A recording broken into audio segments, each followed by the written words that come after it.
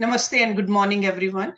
Let's start our Thursday class with some prayers. Om Guru Brahma, Guru Vishnu, Guru Devo Maheshwaraha, Guru Sakshat Parbrahma, Tasmai Shri Guruve Namaha. Om Bhur Bhavaswaha, Tatsavitra Bhargo Devasya Dhimahi, Diyo Yo Nah Prachodayat, Asto Ma Sadgamya, Tamso Ma Jyotirgamya, Mrityorma Amritam Gamya. Om Sahnavavatu Sahna Bhunaktu Saviryam Karvavai Tejasvi Navadhitamastu Ma Vidveshavai. Om Shanti Shanti Shanti Om. So today we're going to start a new Upanishad. And then title of this Upanishad is Mundak Upanishad. Okay. Mundak literally means shaven or a shaven head. So on the basis of this title, some people say that the Mundak Upanishad was composed by or intended for shaven-headed ascetics. Because there is a term comes at the conclusion of this Upanishad, which says Shiro Vrat. Okay, so interpretation of that Shiro Vrat is head vow.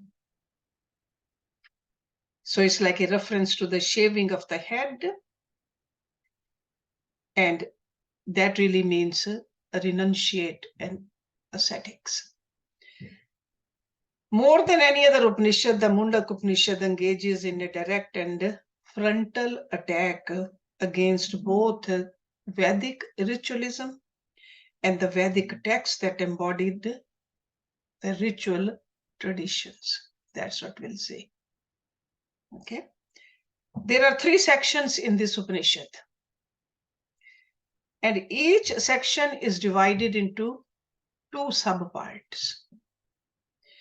So the first section of the, or first part of the first section, I should say, explains how knowledge of Brahma was passed down through the ages. Also, the nature and source of the science of Brahma is described and defined. And we'll see that this Rishi is talking about 2 kinds of knowledges, higher and lower. Higher is called par and lower is called apar. So knowledge of Brahm can be attained by the grace of the Guru after renunciation of all worldly desires and egoism. That's what we'll see in the very first section of the first part of the Upanishad. And the second part, all the sacrificial works for purifications of the heart and the fruits of the sacrifices, which are perishable and temporary, are discussed. And also the requirement of cultivating austerity, faith, concentration, love of solitude, surrendering to the wise people or the intelligent teachers in a very proper manner to attain knowledge of Brahma. So those are the requirements as a student we need to have, and that is fully described in this Upanishad. And in the first part of the second section, a description of the cosmology is given. And we'll see how the self, pran, mind, all the organs, the 5 elements all the religious rites, oceans, rivers, mountains, herbs, how they came into being. That description is very vividly given. Purush, the supreme in all, the entire universe, karams, tap, immortality. We'll learn about all that too. And we'll see that how this rishi talks about that when one realizes him, the God, the divine, within the heart, how easily the ignorance falls away. And the second part of the second section shows the way to knowledge of Brahma by meditation. With the symbolic sound Om. It discusses the link between the Supreme Self or the immortal soul and the world and the individual soul. How this individual soul residing in the human heart is shining at its brightest. Then the third section gives an allegory of two birds seated on the self same tree. It describes the spiritual practices and ethical virtues required by the spiritual seeker. And there is a beautiful description of how, when knowledge of the Supreme Self is attained, the meaning of all existence is understood. How all the doubts, they get removed. So we got to understand the deep significance of the Upanishad, to learn how to meditate upon it. Only then, as a seeker, we will find inspiration to cultivate the qualities which are needed, like a dispassion, discrimination, devotion. So those qualities, they help us to go into the deeper level. But at the same time, if we just start meditating, we will see that these qualities are very easy to cultivate too. So it goes both ways. But ultimately, we got to realize that Supreme Purusha. Just like any other Upanishad, it is a discussion between the Guru and the disciple.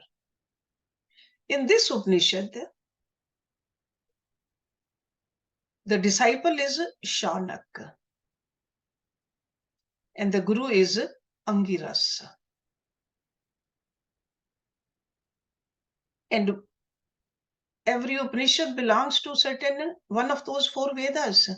This Mundak Upanishad is from Atharva Veda. Altogether, there are 64 verses. These mantras, see, it's in a mantra form. These mantras are not used in rituals, because in some Upanishad we see that the mantras can be used in the rituals. These are not. Rather, they are used for teachings and meditation. There is one very deep question is asked by Shaunak. And this question became the inquiry of a lot of other disciples. He asked, "What is that, my Lord, which being known, all this becomes known?" We'll see that this is the question asked by this disciple. And just like any other Upanishad,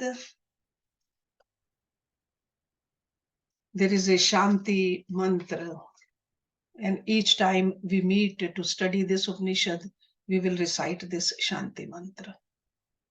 And you are all familiar with this Shanti mantra. So let's go through it.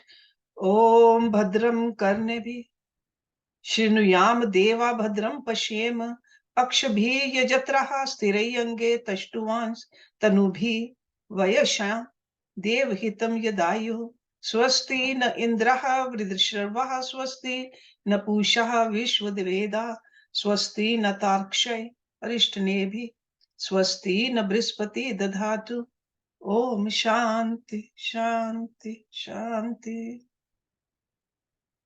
O gods, may we hear with our ears always what is auspicious. O worshipful ones, may we with our eyes see what is auspicious. May we live the entire length of our allotted life hale and hearty, offering our praises unto you. May Indra, the ancient and the famous Pushna sun, the all-knowing, the Lord of swift motion, Vayu, who saves us from all harms, and Brihaspati, he protects the spiritual wealth in us, bless us with the intellectual strength to understand the scripture and heroic heart to follow the teachings. So it's not just enough to learn. We got to ultimately live according to the teachings too. So then it says peace, peace, peace. No Upanishad study ever started without the Guru and the disciple chanting together. Every day, the teacher and the disciple, they sat together, started their discourses only after a common prayer. Each one of us is not merely an ineffectual, fearful, ever-sighing, limited creature. We know that within ourselves, there's a personality, supremely omnipotent, fearless, unlimited, all blissful and godly. Got to get in touch with that. Through prayers, we get in touch with that. Because through prayers, we invoke the divine in us. Through prayers, we can transcend our own today's personality, limited personality, with all its defects and limitations. That's why the ancient rishis, they said that prayer is the technique. Through prayers, we tune ourselves to the highest perfection. We come to invoke in ourselves a greater perfection of both the mind as well as the intellect. To pray is to be seated with the Lord at his feet. Always remember that. Always remember we are at the feet of the Lord. Upasana. To pray is to aim at the target of Godhead with the arrow of intense longing. And the sharpness in that arrow is our faith. To pray is to recognize consolation and inspiration as a disciple at the hands of the teacher. That's why in prayers we see the praise also. Praise of our deity, our Guru. Love for God and Guru. Adoration and holiness. All of that is in the prayers. So before the study of the Upanishads, each day The guru and the disciple, they pray and they invoke the best in them to come out with the help of a full surrender to the mighty powers of that God principle. Every word in this Shanti part is a declaration hinting at the vicious, low instincts in ourselves. We have to let go of those low instincts. We want our sense organs, which like to run towards the Maya. We are saying that, please bring them towards auspiciousness. This is what we just recited. Because the eyes and the ears are the great, grand trunk roads through which we move towards the Maya. All those outer scenes, but at the same time, even with those eyes and the ears, we go inward and we see the same kind of a noise inside too. So that's why we are praying to God. Through these eyes and the ears, we see the auspiciousness. Our ears should hear, our eyes should see nothing but goodness and purity, inside and outside too. At the same time, these rishis, they were not blind to the necessities of the physical and the material world. They never complained of life. This is evident from these prayers, that the Lord of Universe must bless us to live the entire span of life, allotted to them in all health and perfect vitality. We see that in this.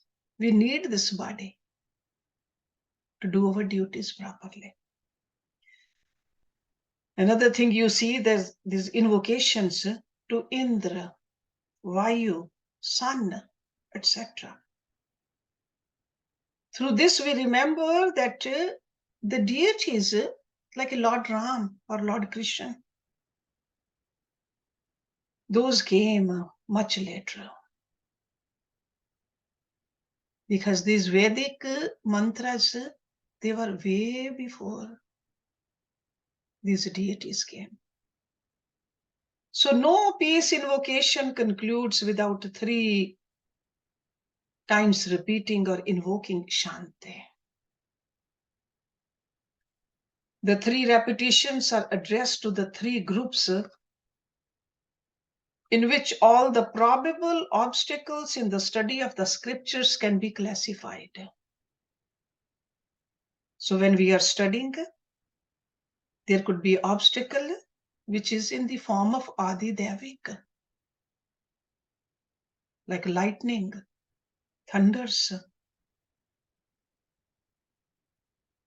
Those are called Adi Devik. Or they could be phenomenal, Adi Bhotik, such as fire, floods, landslides. Those are called Adi Bhotik. Or they could be purely subjective, adhyatmic, laziness, inertia, lack of faith, insincerity. Our own negativities, they become the obstacles. So we are saying, God, protect us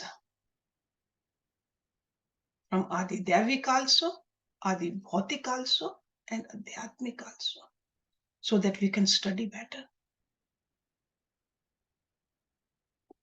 We should sincerely pray that our cooperative effort at study. So that's why the teacher and the taught, both or all, prayed this together.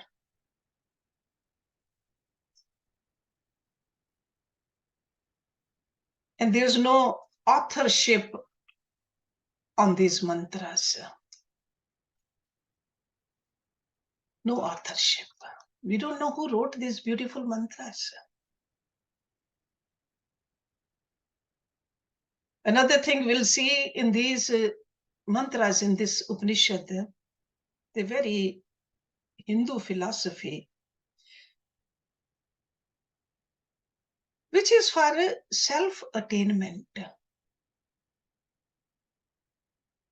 Self-attainment. That is the purpose. We should never forget that. It is not for self-gratification or self-satisfaction. It is for self-attainment. So these seers happen to hear the mantras from within themselves. That's why we don't see any authorship on these mantras. The term Shruti itself means that which is heard. So when it's heard, how can we put our own name on it? Every disciple, when established in his own personal subjective experience of the truth, indicated to him by his own master, became himself a master also. So that's why over here also, this Shaunak, we see a lot of scriptures, a lot of mantras written by Rishi Shaunak also. Even though he is the disciple in this particular Upanishad.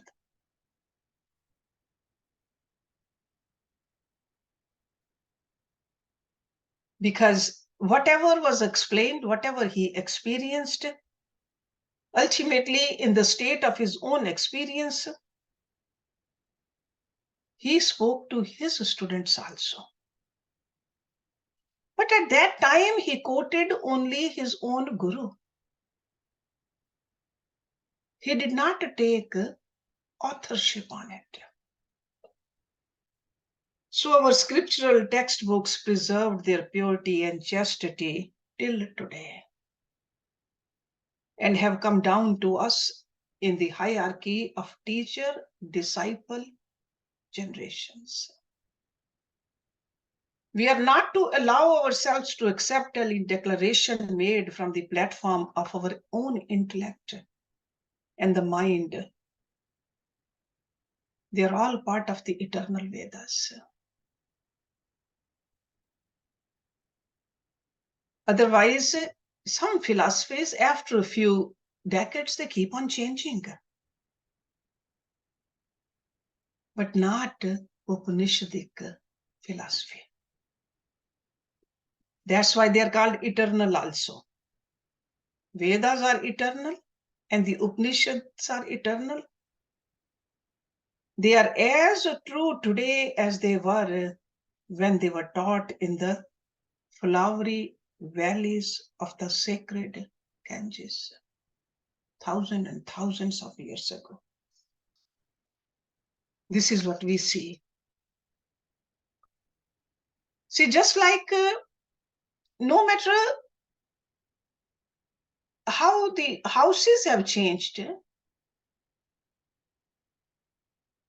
the landscapes of our homes have changed, the relationships have changed, the languages keep on changing, the culture keep on changing, but we all know the experience of the deep sleep is one and the same at all times. The experience of the deep sleep thousands of years ago was the same as we experience it. So we may have progressed and thoroughly changed in the external setup in the world and the consequent inner psychological and intellectual assessments of things. But the experience of sleep is not different at any time. This is the goal reached in these Upanishads. That's why they are eternal. It is not changing or changeable. Whatever be the outside change in our outer life. That's why whether we study sitting in this country in our modern homes, or those rishis when they were studying in the ashrams under the trees. This truth does not change. Keep that in mind. So let's look at the very first verse of chapter 1 and section 1. So you can call 3 chapters, and each chapter has 2 sections. So that's how we're going to address it. So verse number 1. Om Brahma Devanam Pratmaha San Babhuva Vishwasya Karta Bhuvanasya Gopta Sa Brahm Vidyam Sarv Vidya Pratishtam Atharvaye Jyesht Putraye Praha. Om Brahmaji, right? Devanam, of the gods. Prathma, son. Prathma is first, son means being. So being the one, or being the first. Babhuv, born. Vishwasya, of the universe. Karta, creator. Bhuvanasya, of the world. Goptaha, protector. Sa means he, Brahm Vidya, knowledge of Brahm or reality. Sarva Vidya Pratishtham, the knowledge of all knowledges, or the foundation for all the sciences. See, Pratishtha. Pratishtha means establishment, the foundation. Atharvaye, to Atharva. Jyesht Putraye, to his eldest son. Praha, said or gave out. Of the gods, Brahmaji, the creator and the protector of the universe, was self-born first. He gave out the knowledge of reality, Brahm Vidya, the knowledge of all knowledges, the foundation for all sciences, to his own eldest son, Atharva.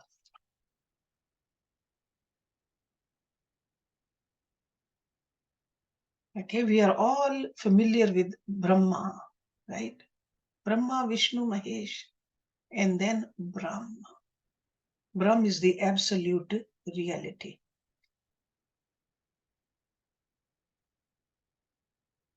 This Trinity, Brahma, Vishnu, Mahesh, normally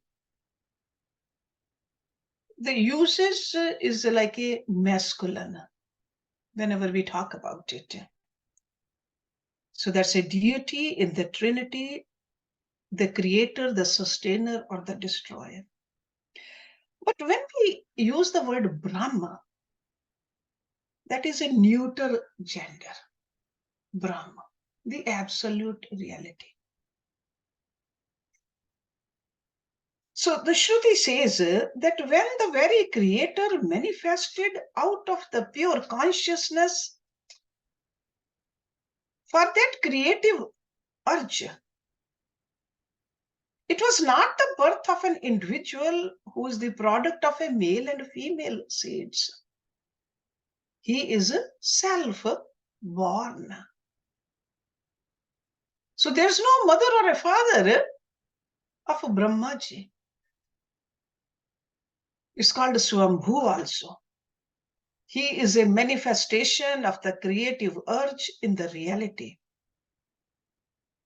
So he was the first to give out the great knowledge of Brahm Vidya to his own eldest son, Atharva. Okay? See, just like a father can never consciously deceive his own son by giving him a knowledge that is false or incorrect. It's just like none of us would dare to advise our own children that fire is cold. Touch it. We'll give the right knowledge. So this knowledge of the supreme reality is called Brahma Vidya. So he gave that kind of a knowledge. Because it was first given out by Brahmaji and it deals with Brahma. So it's called Brahma Vidya. This is the term used in all our Upanishads. Eternal and omniscient pure consciousness. So Brahma Vidya has been glorified in the Upanishads as the science of all sciences. Or you can say knowledge of all the knowledges as the foundation of all other sciences. So the self is the life principle in us. And all other knowledges,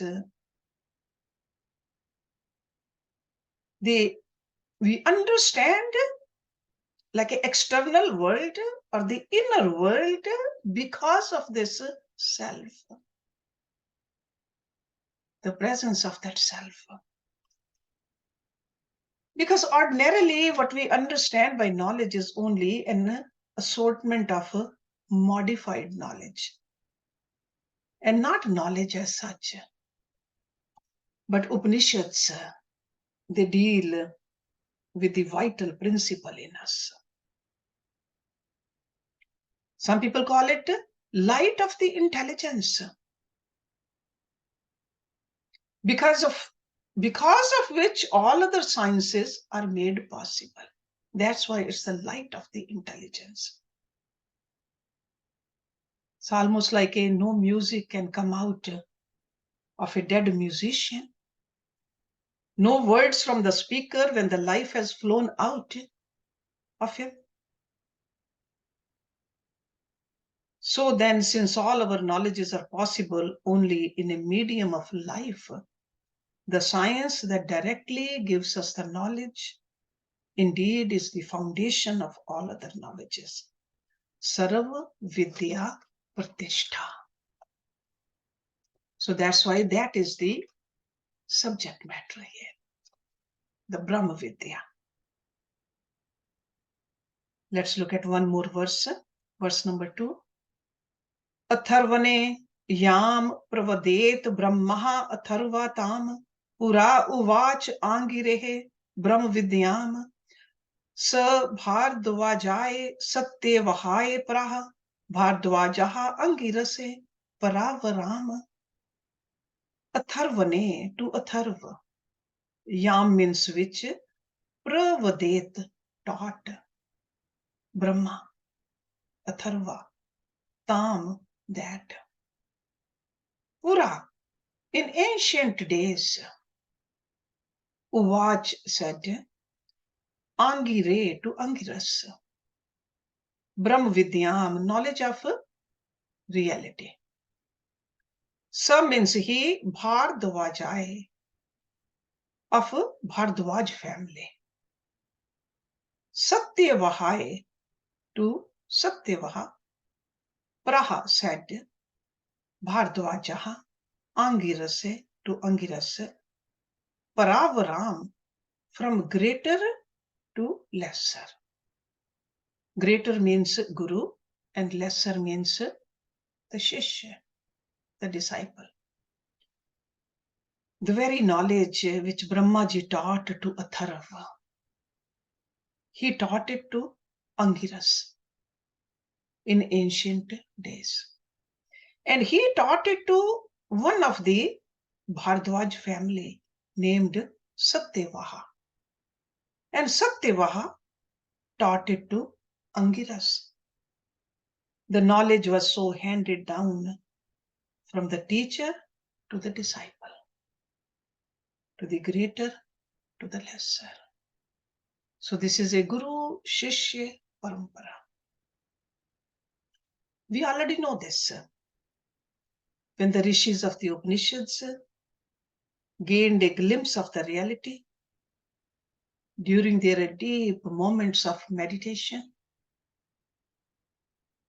they were in such a divine state.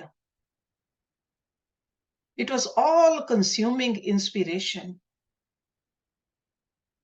Then they never dared to claim the knowledge as their own. We know that. They gave the credit where it belonged. And this is what we see in this verse also. So each master, after his own personal experience of the truth, definitely lived the ideal life. And what is an ideal life? Ideal life is where the self-restraint is there. The senses are in your control. Renunciation is part of it, vairagya, and detachment. So self-restraint, renunciation, and detachment. So when these masters tried to guide their disciples, first of all, they did not claim this knowledge as their own, but only quoted their own masters, their gurus. So the purity of the scriptures had been kept up by this tradition of the, can call it a divine copyright.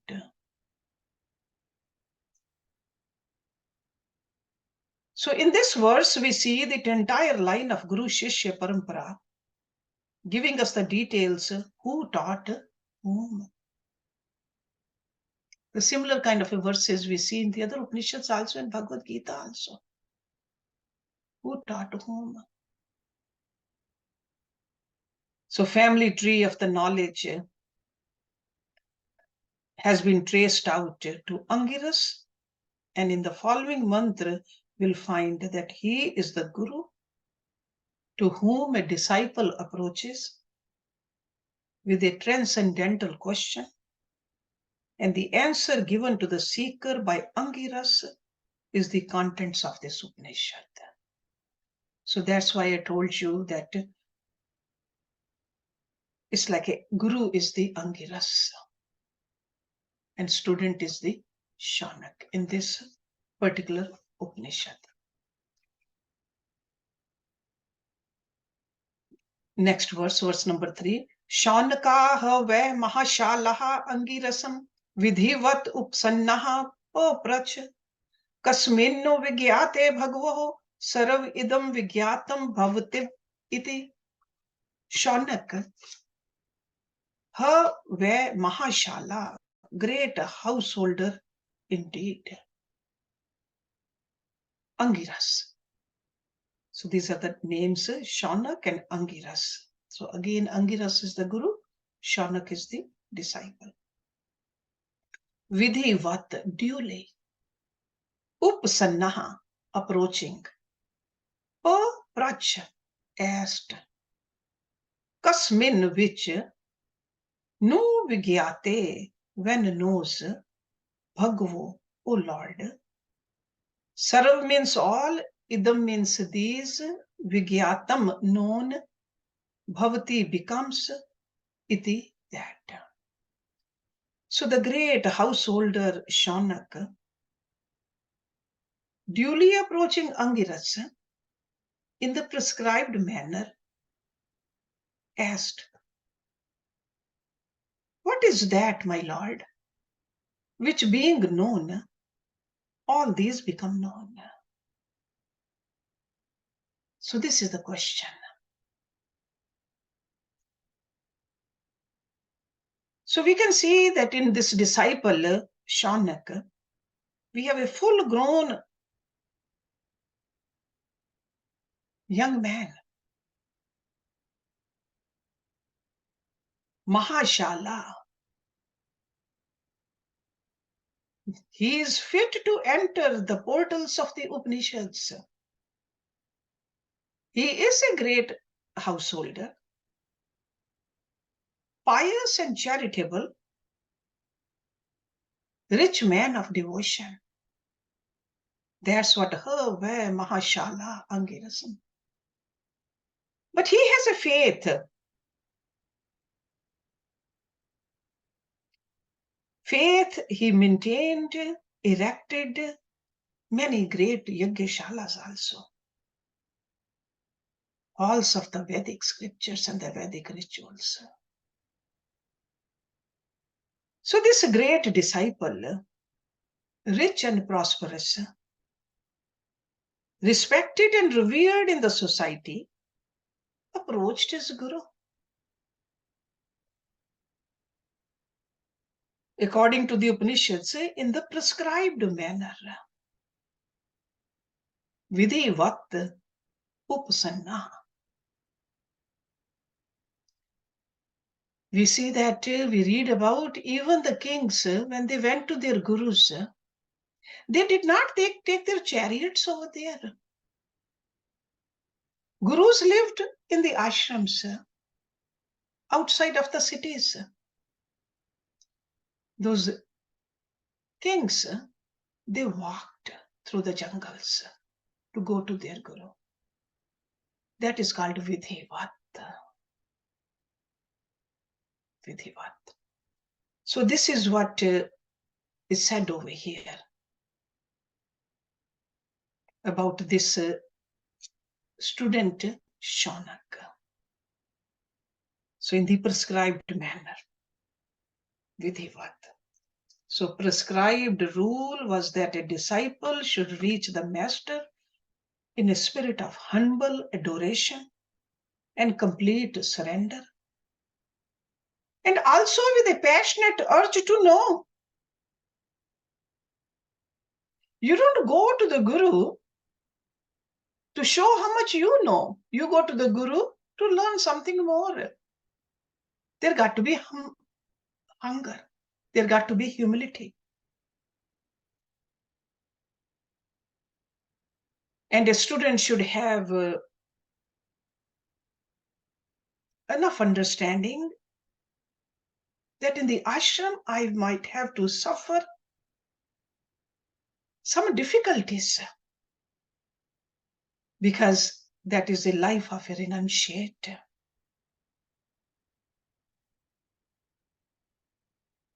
I will not have the private quarters there. I will not have the luxuries over there, which I have it at home, because I have gone there for a different purpose. All that is embedded in this word vidhivat. How to go there? And what are you supposed to expect and do over there too? So the disciple approached the master with a significant sign of his surrender and readiness to serve. So this Shruti has an intention of indicating to us the ideal manner in which even today a true seeker who wants to dedicate himself and become a full-time sadhak must approach the Guru. Because this is not only for the ancient times. If we want to know, the criteria is still the same. If we want to experience, still we have to go through the same. To go to a master and to sit in silent adoration is also a true satsang.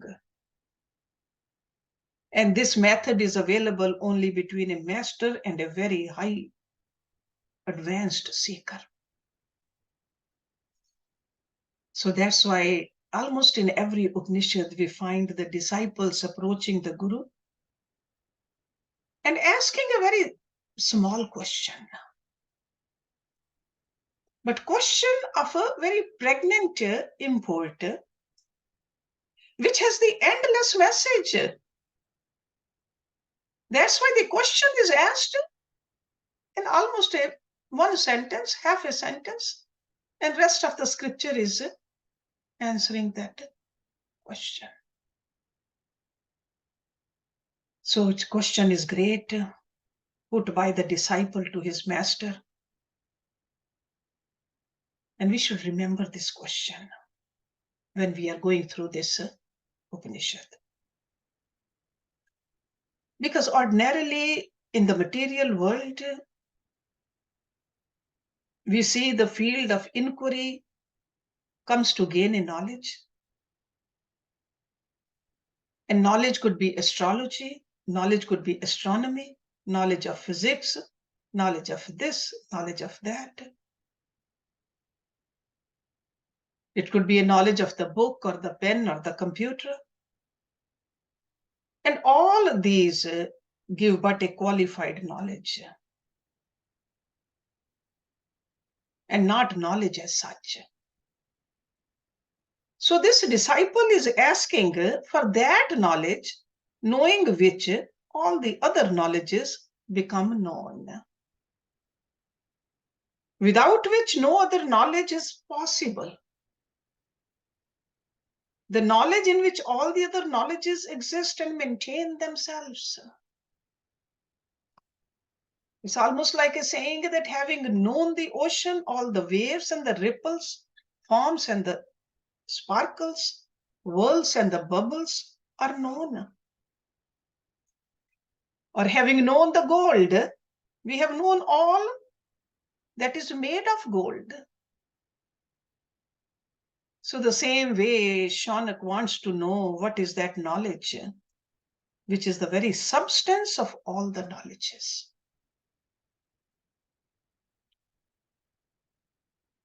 So in summary, you can say that he wants to know the light principle in our intelligence, by which knowledge of the things are illumined for us during our existence. So we'll end it over here, today's class, and start with the answer next Thursday. But ponder upon this question. Is this our question or not? Then we'll see that this scripture will speak to us, if this is our question. Om Purnamada Purnamidam Purnat Purnamudachyate Purnasya Purnamadaye Purnam Eva Vishishyate. Om Shanti Shanti Shanti.